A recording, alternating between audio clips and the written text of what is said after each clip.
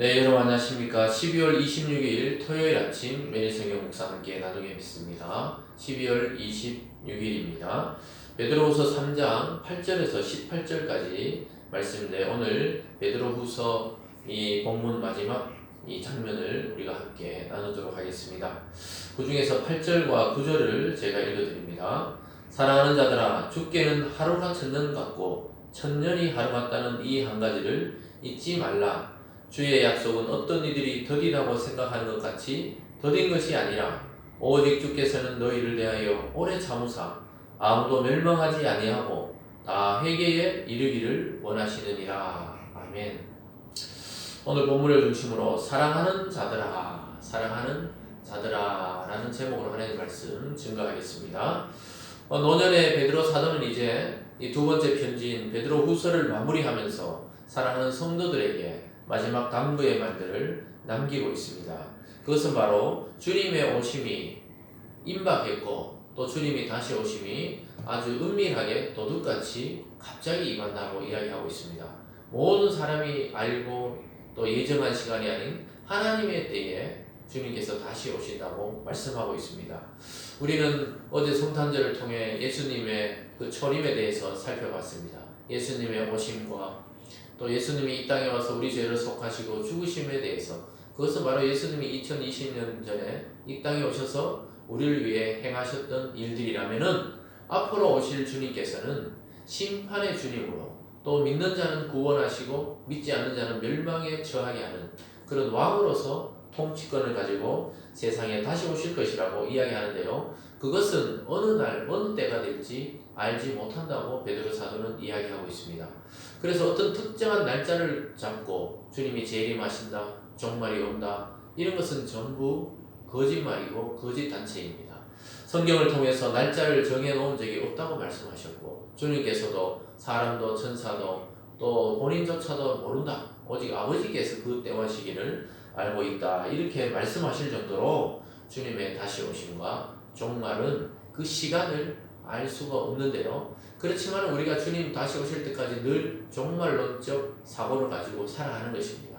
언제든지 우리 개인의 종말은 오늘이 될지 또 언젠가 될지 모르지만 종말은 다가오고요. 또 이 우주의 종말도 하나님의 예정된 시간 안에 이 모든 것이 없어지고 새하늘과 새 땅으로 변화될 날이 온다는 사실을 기억하면서 오늘을 살아간다면 우리는 좀 더 성경적이고 또 말씀에 순종하고 충실하게 살아갈 수 있을 것입니다.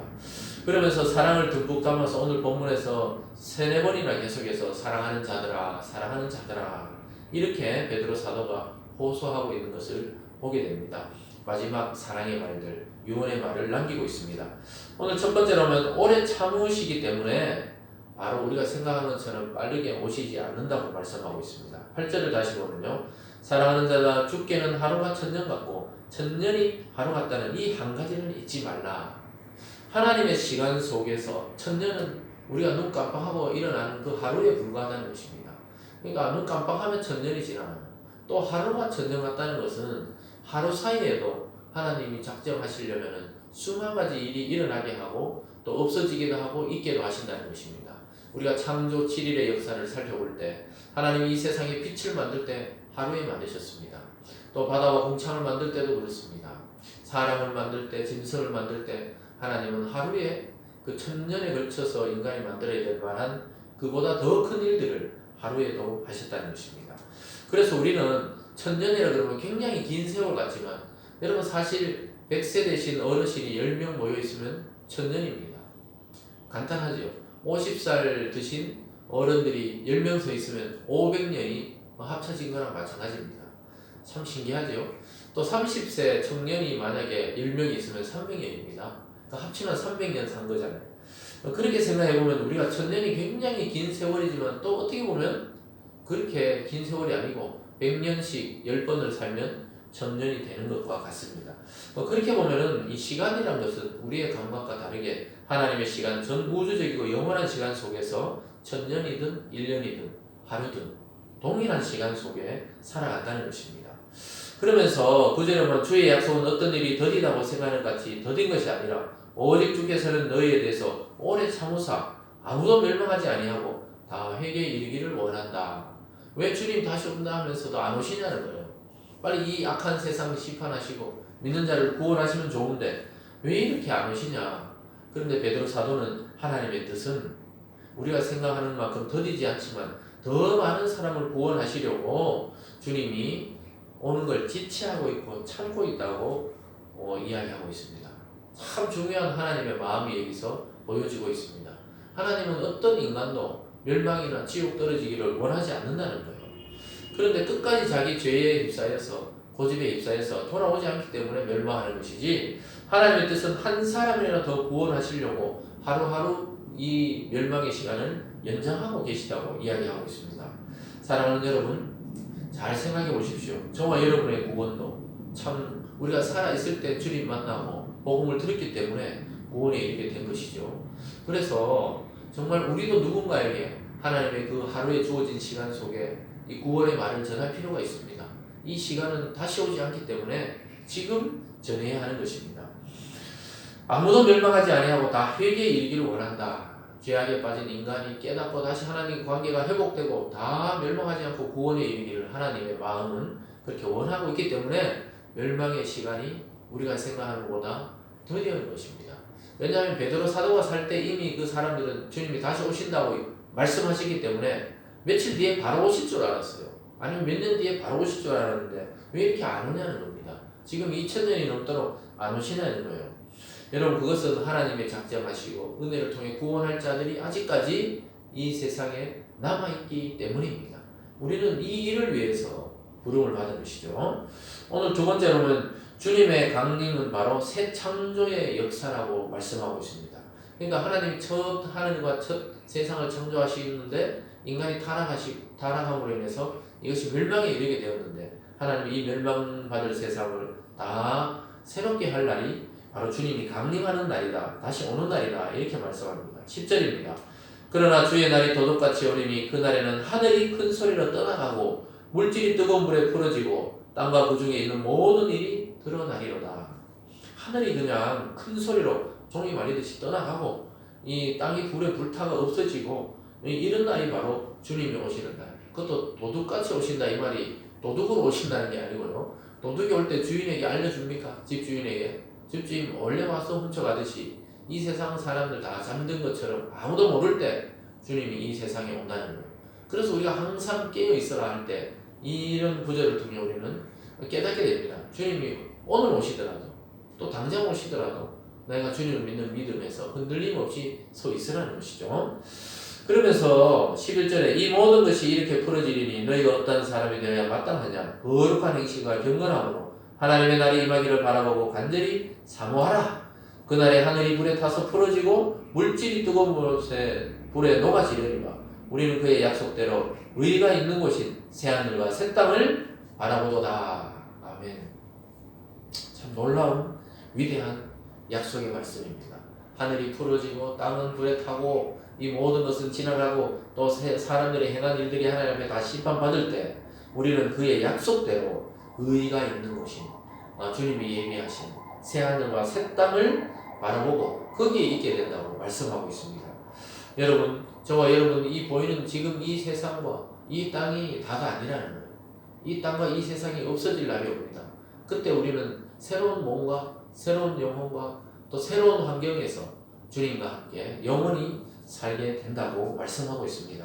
여러분, 이 사실 위에 우리가 오늘 하루하루를 살아갈 때 의미가 있고 보람이 있고 참 그리스도인다운 삶을 추구할 수 있게 되는 것입니다. 오늘 세 번째로 보면요, 사랑하는 자들에게 인내와 경건한 삶을 살라고 이야기합니다.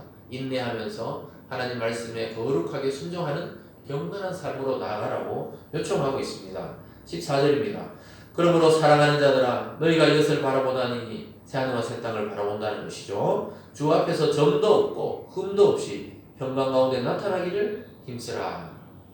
흠도 티도 없이 경건한 삶을 통해 하나님을 따르고 주님을 따르는 삶을 나타내라는 것입니다. 사랑하는 자들아 새하늘과 새 땅을 바라보며 이 세상 것에 너무 집착하거나 욕망하지 말고 있으면 감사히 쓰고 없어도 너무 불만족하지 말고 그 평안한 마음으로 새하늘과 새 땅을 바라보고 오히려 말씀을 따라 경건한 삶으로 나아가라고 이야기하고 있습니다.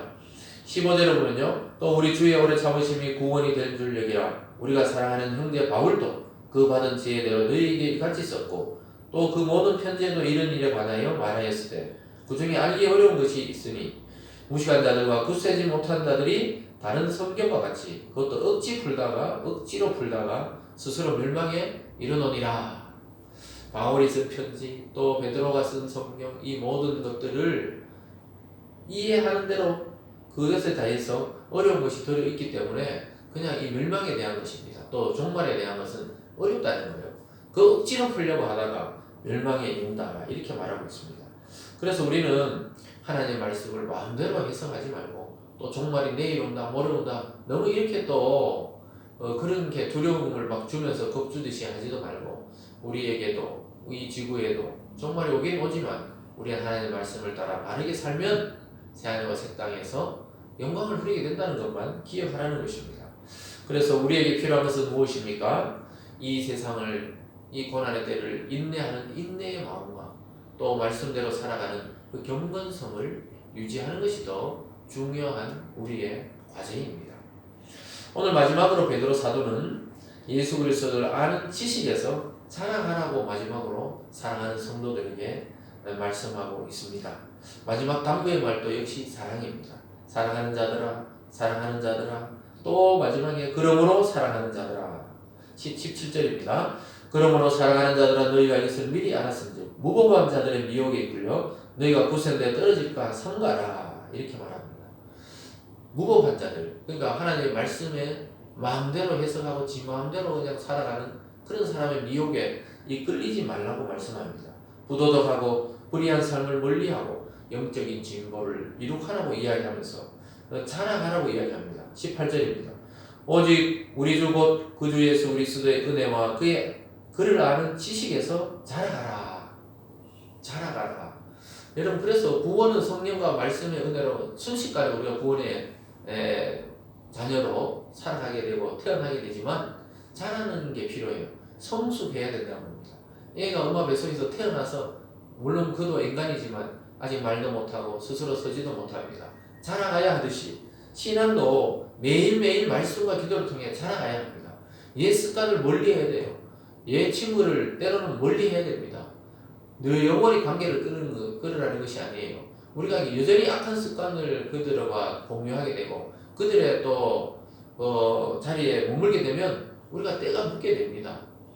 여러분 꽃밭에 가면 꽃향기가 나고 또 죄송하지만 변을 풀면 변 냄새가 나듯이 계속 악에 있으면서도 예수를 믿겠다고 주일은 교회 오고 또 평소에는 거기 가 있고 만약 이렇게 된다면 그것이 계속 묻어서 신앙 안에 들어오는 것입니다. 그래서 새롭게 될 수가 없어요. 부도덕하고 또 예를 들어 알코올 중독자들은 술을 끊어야 됩니다. 내일 끊고 모레가 아니고 당장 지금부터 술을 안 먹어야 중독이 안 되는 것이죠.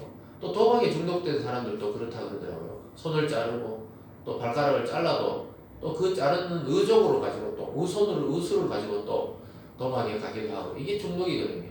이런 것처럼 이 세상의 죄악은 중독성이 있어요. 그래서 베드로 사도는 그걸 멀리하라. 무고한 자들을 멀리하라.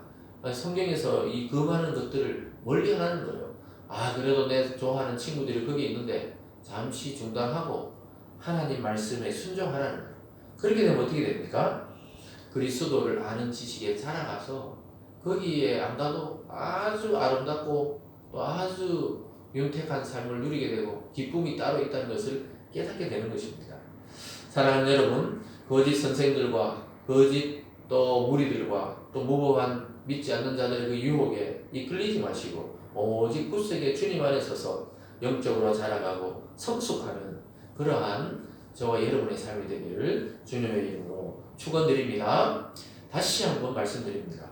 다시 오실 주님을 기다리는 마음으로 주님 앞에 자기를 돌아보고 인내하고 기다려서 이 불안한 시대에도 성숙한 성도로 자라가는 그러한 영혼들이 되시고 새로운 그런 삶으로 나가는 사랑하는 여러분들이 되시길 주님의 이름으로 축원드립니다. 기도하겠습니다.